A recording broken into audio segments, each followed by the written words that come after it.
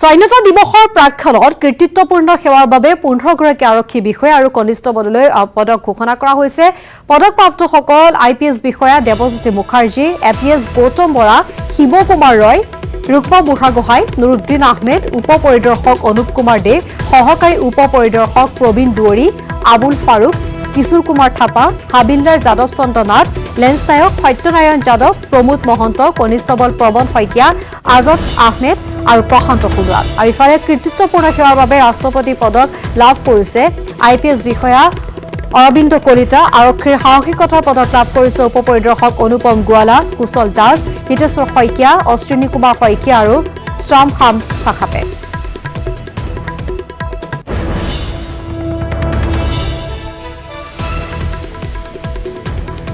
জিএমচিএছৰ প্ৰেক্ষাগৃহত প্লাজমা দান শিবিৰ। ভাৰতীয় জনতা পাৰ্টীৰ উদ্যোগত এই শিবিৰ।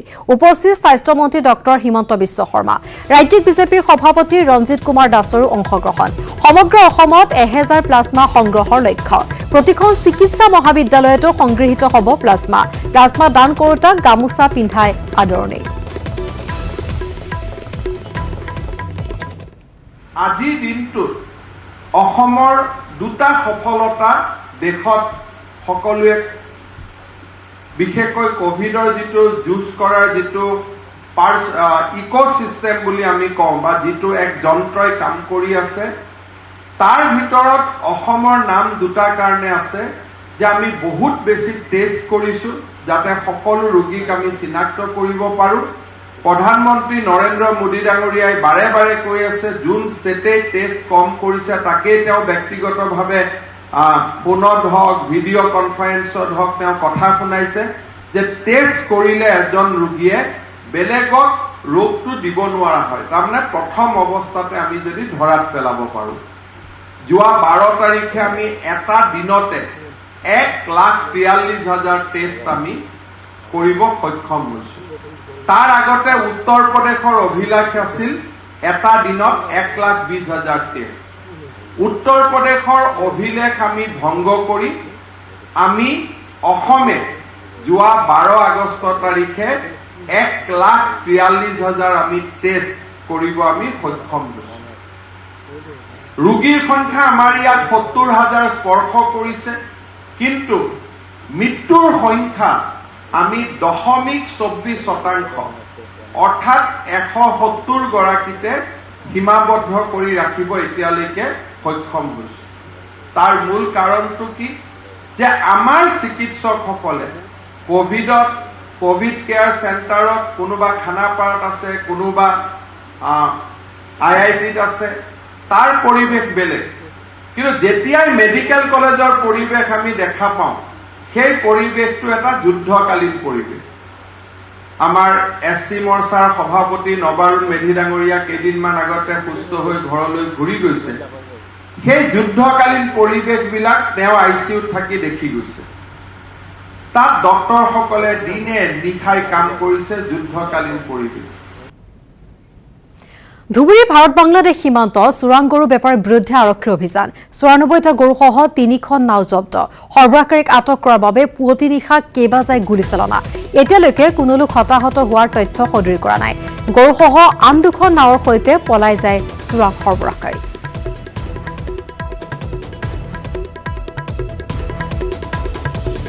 দৃশ্য দেখুৱাইছো আমি ধুবুৰীত এনেদৰে 94টা গৰুসহ আৰক্ষীয়ে এখন নাও জব্দ কৰিছে।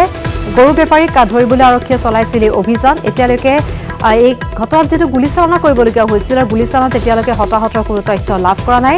2খন নাৱৰ সৈতে এই সমগ্ৰ ব্যৱসায়ৰ সৈতে জড়িত কেইবাটাও সৰবৰাহকাৰী পলাই যাবলৈ সক্ষম হয়।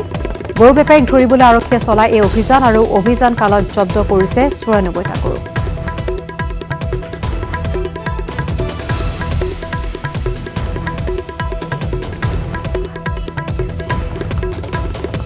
দৃশ্য আমি দেখুৱাই আছো আৰু এই খবৰ আমি নিউজ 18 অসম নৰ্থ ইষ্টৰ দৰ্শকক জনাই আছো। আজি পুৱাৰে পৰা দেখুৱাইছো দৃশ্য। ধুবুৰীত এই সমগ্ৰ ঘটনাই যিহেতু বিশেষভাৱে সংবাদ শিৰোনাম দখল কৰিছে। আৰক্ষীৰ অভিযানত দেখা পোৱা গৈছে চোৰাং গৰু সৰবৰাহকাৰীৰ বিৰুদ্ধে আৰক্ষীয়ে চলাইছিল অভিযানত 94টা গৰু জব্দ কৰা হৈছে। গৰু বেপাৰীক ধৰিবলৈ আৰক্ষীয়ে গুলীচালনা কৰিবলগীয়া হয়, কিন্তু এই গুলীচালনাত হতাহতৰ কোনো খবৰ এতিয়ালৈকে অহা নাই। দুখন নাৱেৰে এই চোৰাং বেপাৰী দলটো পলাই যাবলৈ সক্ষম হয় বুলি জনাইছে আৰক্ষীৰ দলটো। শিৱসাগৰ এগৰাকী উদীয়মান ৰাষ্ট্ৰীয় খেলুৱৈ জয়সাগৰ জোনাকী নগৰৰ চিজা চাবৰিনে ৰাষ্ট্ৰীয় পৰ্যায়ৰ আৰ্চাৰীৰ 12টাকৈ সোণৰ পদক লাভ কৰিবলৈ সক্ষম হোৱাৰ লগতে আন্তঃৰাষ্ট্ৰীয় পৰ্যায়ত নিজকে প্ৰতিষ্ঠা কৰাৰ দুৰ্বাৰ আশা আৰু প্ৰতিভা থকা স্বত্তেও অৰ্থৰ অভাৱত থমকি ৰ'ব লগা হৈছে। নিজ কন্যাক এগৰাকী আন্তঃৰাষ্ট্ৰীয় পৰ্যায়ৰ আৰ্চাৰী খেলুৱৈ হিচাপে গঢ়ি তোলাৰ ক্ষেত্ৰত প্ৰয়োজনীয় উচ্চ প্ৰশিক্ষণ দিয়াবলৈ অপাৰক মধ্যবিত্ত বৃত্তিয়ে সহায় আশা কৰিব লগা হৈছে ৰাজ্য চৰকাৰ অথবা কোনো খেলুৱৈ সংস্থালৈ। আন্তঃৰাষ্ট্ৰীয় পৰ্যায়ত দেশক প্ৰতিনিধিত্ব কৰাৰ প্ৰবল ইচ্ছা আৰু প্ৰতিভাৰ অধিকাৰী আৰ্চাৰী খেলুৱৈ চিজা চাবৰিনে উপায়ন্তৰ হৈ সহায়ৰ বাবে মুকলি আহ্বান জনাইছে চৰকাৰলৈ।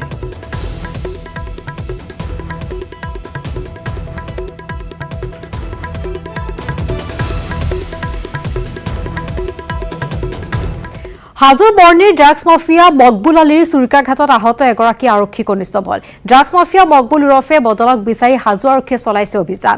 হাজো আৰক্ষীক মকবুল সন্দৰ্ভত তথ্য যোগান ধৰাৰ অভিযোগত নিশা অতৰ্কিতে ড্ৰাগছ মাফিয়া বদলে আক্ৰমণ কৰিলে ফকৰুদ্দিন আহমেদ নামৰ আৰক্ষী কনিষ্টবলজনক।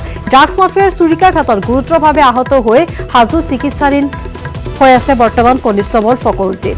আৰক্ষী জোৱানগৰাকীৰ দেশৰ কেইবাটাও স্থানত চুৰিৰে আঘাত কৰি পলায়ন কৰা ড্ৰাগছ মাফিয়া মকবুল ওৰফে বদন। এই ঘটনাৰ পাছতে হাজোৰ বৰ্ণিত চাঞ্চল্য। ইতিমধ্যে হাজোত সন্ত্ৰাস চলোৱা বদনক বিচাৰি অভিযান আৰম্ভ কৰিছে আৰক্ষীয়ে। ফকৰুদ্দিন আহমেদক উন্নত চিকিৎসাৰ বাবে GMCHলৈ প্ৰেৰণ কৰা হৈছে।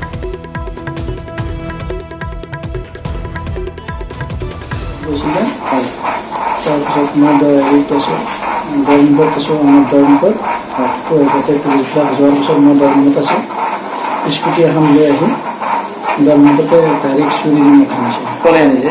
এইটো বদন বুলি কয়। আচাৰ নাম মকবুল কৰে। কমলপুৰ সমষ্টি উভতাই লাগে বিজেপিক। বিজেপি কৰ্মীৰ স্মৃতিচাৰণ সভাত এই দাবী মঙলদৈ সাংসদ দিলীপ শইকীয়াৰ।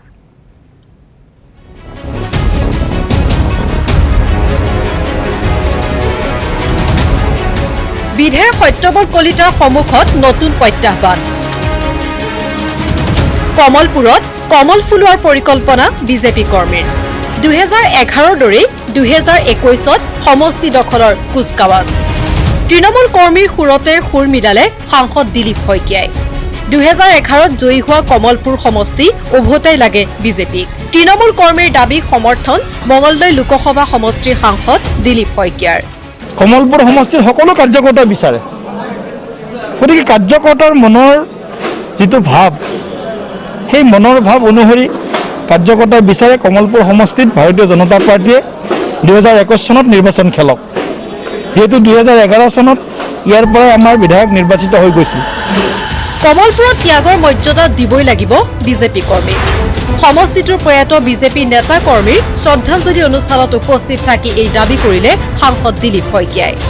প্ৰাক্তন বিধায়ক যাদৱ ডেকাকে ধৰি শ্ৰদ্ধাঞ্জলি অনুষ্ঠানত উপস্থিত থকা যিকোনো এজন প্ৰাৰ্থিত্ব প্ৰত্যাশীক দলে টিকেট দিব বুলি নিশ্চিত সাংসদগৰাকী। ইয়াৰ মাজৰ পৰাই কোনোবাই ভাৰতীয় জনতা পাৰ্টীৰ প্ৰাৰ্থী হিচাপে দলে প্ৰক্ষেপ কৰিব, আৰু দলে প্ৰক্ষেপ কৰিব মানে এইটো দলৰ তৃণমূল পৰ্যায়ৰ কমলপুৰ সমষ্টিৰ সকলো কাৰ্যকৰ্তা বিচাৰে। গেলাতে টেঙা দি সাংসদগৰাকীয়ে ক'লে, কমলপুৰ সমষ্টি অগপৰ পৰা কাঢ়ি আনিলেও আউল নালাগে মৃত্যতাত। মৃত্যতাত আউল লগাৰ কথাটো এতিয়া হেনো অপ্ৰাসংগিক। আমি দলৰ কাৰ্যকৰ্তাসকলে আমি কাম কৰি যাম। ইয়াত মিত্ৰতা আউল লগা, মিত্ৰতা শক্তিশালী কৰা এই প্ৰশ্নটো আজিৰ এই মুহূৰ্তত প্ৰাসংগিক নহয়। সাংসদ দিলীপ শইকীয়াৰ দাবী কাৰ্যকৰী হলে ফলপ্ৰসূ কৰাটো নিশ্চিত বৰ্তমানৰ বিধায়ক সত্যবত কলিতা। এনে পৰিস্থিতিত বিধায়ক সত্যবতৰ লগতে অগপই কি সিদ্ধান্ত লয় সেয়া সময়েহে ক'ব। বাইহাটৰ পৰা Srimanta Das, news 18 Assam north east. মুখ্যমন্ত্ৰী হোৱাৰ পূৰ্ণ যোগ্যতা আছে মন্ত্ৰী হিমন্ত বিশ্ব শৰ্মাৰ। এই মন্তব্য মন্ত্ৰী পীযুষ হাজৰিকাৰ। এজন অতি সফল মন্ত্ৰী হিমন্ত বিশ্ব শৰ্মা দল আৰু বিধায়কৰ সিদ্ধান্তৰ ওপৰত সকলো নিৰ্ভৰ কৰিব বুলিও মন্তব্য কৰিলে পীযুষ হাজৰিকাই। হিমন্ত বিশ্ব দলত থকালৈকে কোনো আছুকে ধৰি বিজেপিক নিৰ্বাচনত হৰুৱাব নোৱাৰে বুলি মন্তব্য কৰিলে মন্ত্ৰীগৰাকী। হিমন্ত বিশ্ব শৰ্মা ডাঙৰীয়া এজন অতি সফল মন্ত্ৰী, গতিকে তেখেতৰ নিশ্চয়কৈ থাকিব। কিন্তু দলে সিদ্ধান্ত ল'ব সেইটো গুৰুত্বপূৰ্ণ কথা। দলে যি সিদ্ধান্ত ল'ব সেইটোৱে হ'ব, দলে সিদ্ধান্ত ল'ব, বিধায়কে সিদ্ধান্ত ল'ব সেইটোৱে হ'ব। কিন্তু যোগ্যতাটো আছে, সকলোৱে জানে। হিমন্ত বিশ্ব শৰ্মা ডাঙৰীয়া 20 বছৰ ধৰি অতি সফল এগৰাকী মন্ত্ৰী। গতিকে মই আকৌ কৈছোঁ, মইতো ক্লিয়াৰ কাট কথা কওঁ, তেখেত অতিকৈ যোগ্য। কিন্তু সিদ্ধান্ত ল'ব দলে। এই মুহূৰ্তত সৰ্বানন্দ সোণোৱাল ডাঙৰীয়া মুখ্যমন্ত্ৰী হৈ আছে। গতিকে আমি দ্বিতীয় কথাটো আমি নাভাবোঁ, কিন্তু আকৌ কৈছোঁ সিদ্ধান্ত ল'ব দলে, সিদ্ধান্ত ল'ব বিধায়কে। কিন্তু মুখ্যমন্ত্ৰী হোৱাৰ যোগ্যতা ডেফিনেটলি আছে। এইটো কেনেকৈ মিছা কথা, এইটো ডেফিনেটলি আছে। বিশ্ব শৰ্মা ডাঙৰীয়া চবেই ভয় খায়, সেইকাৰণে আছুৱেও টাৰ্গেট কৰে, সেইকাৰণে কংগ্ৰেছেও টাৰ্গেট কৰে, সকলোৱে টাৰ্গেট কৰে। কাৰণ সকলোৱে জানে যে হিমন্ত বিশ্ব শৰ্মা থকালৈকে বিজেপি দলকটো হৰাব নোৱাৰে। হিমন্ত বিশ্ব শৰ্মা ডাঙৰীয়া যেতিয়ালৈকে ৰাজনীতিত থাকিব, কংগ্ৰেছেই হওক বা আছুৱে যদি কিবা পাৰ্টি খোলে, গোটেইবিলাকে যোনেই নহওক, গোটেইবিলাকে হওক, তেওঁলোকে বিধ্বস্ত হৈ যাব। তেওঁলোকৰ টাৰ্গেট অকল হিমন্ত বিশ্ব শৰ্মা ডাঙৰীয়া। আৰু চিটি 18ৰ শেষ অংশলৈ যোৱাৰ পূৰ্বে পুনৰ সময় খন্তেক বিৰতিৰ। আহিছোঁ চিটি 18ৰ শেষ অংশলৈ। নুমলীগড় গজৰাজৰ 39 নম্বৰ ৰাষ্ট্ৰীয় ঘাইপথ অৱৰোধ, বহুপৰ আবদ্ধ হৈ পৰিল যান বাহন। দৃশ্য নুমলীগড়ৰ দেওপাহাৰৰ মাজেদি যোৱা 39 নম্বৰ ৰাষ্ট্ৰীয় ঘাইপথৰ। পোৱালিসহ অৰ্ধশতাধিক বন্য হস্তীৰ বৃহৎ জাকে বৃহস্পতিবাৰে নিশা বহুপৰ অৱৰোধ কৰি ৰাখে ৰাষ্ট্ৰীয় ঘাইপথটো। ফলত ৰাষ্ট্ৰীয় ঘাইপথত বহুপৰ আবদ্ধ যান বাহন। আজি কেইবাদিনো ধৰি পোৱালিসহ বৃহৎ জাকটোৱে নুমলীগড় চাহ বাগিচাত আশ্ৰয় লৈ আছে। বহু সময়ত দিনৰ ভাগতো ৰাষ্ট্ৰীয় ঘাইপথত বিচৰণ কৰি ফুৰে বন্য হস্তীৰ জাকে।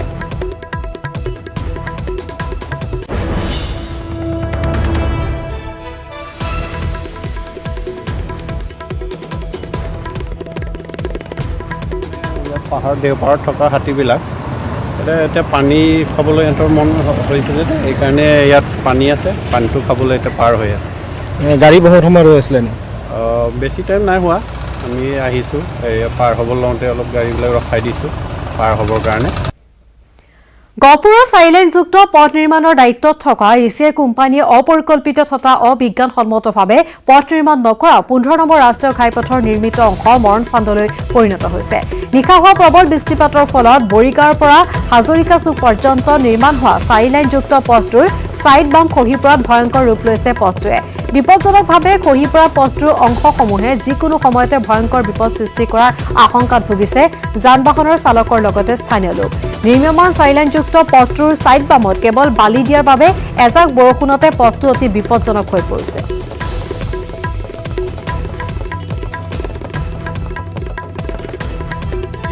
এছিয়াই কোম্পানীয়ে যিটো ৰাস্তা বনাইছে 4 লাইনযুক্ত 15 নং ৰাষ্ট্ৰীয় ঘাইপথৰ, গতিকে এইটো এটা সম্পূৰ্ণ জলজল প্ৰত্যক্ষ প্ৰমাণ দিছে। এজাক বৰষুণৰ পানীতে এই ৰাস্তাটো খহি জনসাধাৰণৰ মৃত্যুৰ ভাবুকি জনসাধাৰণলৈ আহিছে। গতিকে এই কথাটো প্ৰমাণ কৰে যে ইয়াক পৰিকল্পিত আৰু বিজ্ঞানসন্মতভাৱে বনোৱা নাই। আৰু এটা কথা আমি ক'ব লাগিব, আমাৰ যি মহকুমাধিপতি ডাঙৰীয়া নৰেন্দ্ৰ কুমাৰ শ্বাহ আছে, তেওঁ নিজৰ ৰুমত সুন্দৰভাৱে বহি থাকে, তেওঁ এই ছাইডবিলাকলৈ নাহে, চোৱা চিতা নকৰে। আৰু তেওঁ নাহিলেও তেওঁৰ লগত থকা যিসকল অফিচাৰ আছে, যিসকল ACS বিষয়া আছে, যিটো টিম ৱৰ্ক কৰিবলৈ গহপুৰ সমষ্টিৰ ৰাইজৰ উন্নয়নৰ কাৰণে তেওঁলোকক ব্যৱস্থা গ্ৰহণৰ দায়িত্ব দিয়া আছে, গতিকে তেওঁলোকে ইয়াত কোনো চোৱা চিতা নকৰে। এইটো এটা পৰিতাপৰ বিষয় গহপুৰ সমষ্টিৰ ৰাইজৰ বাবে। আৰু এনে মহকুমাধিপতি ডাঙৰীয়া আমাক নালাগে, যি নেকি এই মৰণ ফানৰ ব্যৱস্থা হোৱাৰ স্বত্তেও আজি তেখেত আহি ইয়াত উপস্থিত হোৱা নাই, তেওঁলোকৰ বিষয়া অহা নাই। গতিকে ইয়াত এক্সিডেণ্ট এটা হৈ যেতিয়া মানুহৰ মৃত্যু হ'ব, তেতিয়া কিন্তু তেওঁলোক আহি পাবহি। গতিকে আমি এটা কথা দাবী জনাইছোঁ, ইয়াক বিজ্ঞানসন্মতভাৱে বনাব লাগে আৰু সুন্দৰভাৱে পৰিকল্পিতভাৱে বনাব লাগে।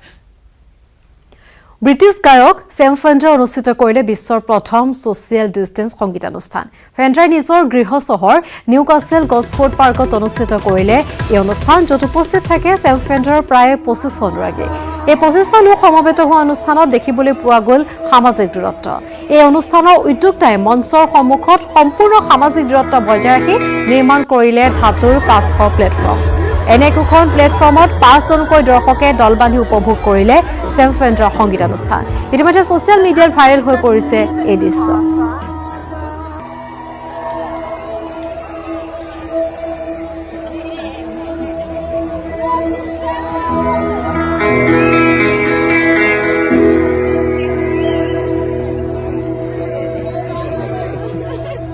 Sonny, good night.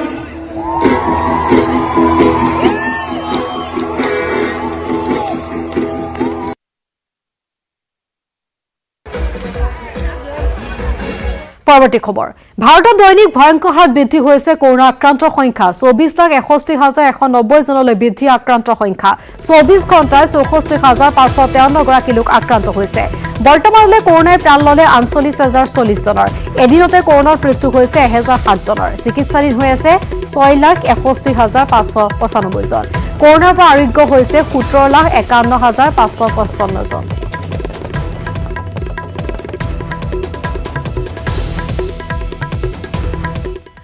ৰাজ্যত 17,000 অতিক্ৰম কৰিলে কৰোনা আক্ৰান্তৰ সংখ্যাই বৃহস্পতিবাৰে 2,796 জন কৰোনাত আক্ৰান্ত হৈছে 71,795 জনলৈ বৃদ্ধি হৈছে আক্ৰান্তৰ সংখ্যা 61,318টা টেষ্টৰ ভিতৰত 2,796 জন পজিটিভ গুৱাহাটী 418 কাছাৰ 307 কামৰূপত 248 ডিব্ৰুগড় 207 জন আক্ৰান্ত 47,209 গৰাকী লোক আৰোগ্য হোৱাৰ বিপৰীতে চিকিৎসাধীন হৈ আছে 24,414 গৰাকী কৰোনাত আক্ৰান্ত হৈ ৰাজ্যত প্ৰাণ গৈছে 169 গৰাকী লোকৰ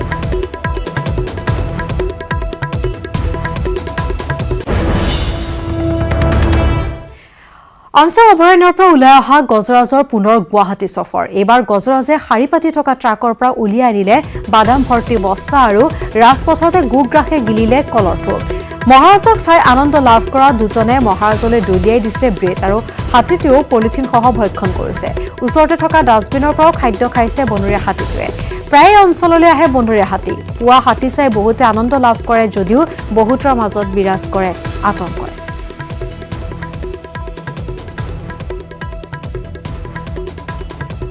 দৃশ্য আমি দেখুৱাইছো কিদৰে ৰাজপথত দেখা পোৱা গৈছে গজৰাজৰ এই সফৰ গুৱাহাটীত পুনৰ গজৰাজৰ এই সফৰ এনেদৰে সকলোকে আনন্দিত কৰিছে কোনো লোকে ভয় খাইছে গজৰাজক এনেদৰে দেখি ট্ৰাকৰ পৰা উলিয়াই নিছে বাদাম ভৰ্তি বস্তা গুগ্ৰাসে গিলিছে ৰাজপথত কলৰ থোক ৰাজপথৰে যোৱা মানুহে দলিয়াই দিয়া খাদ্য খাইছে গজৰাজে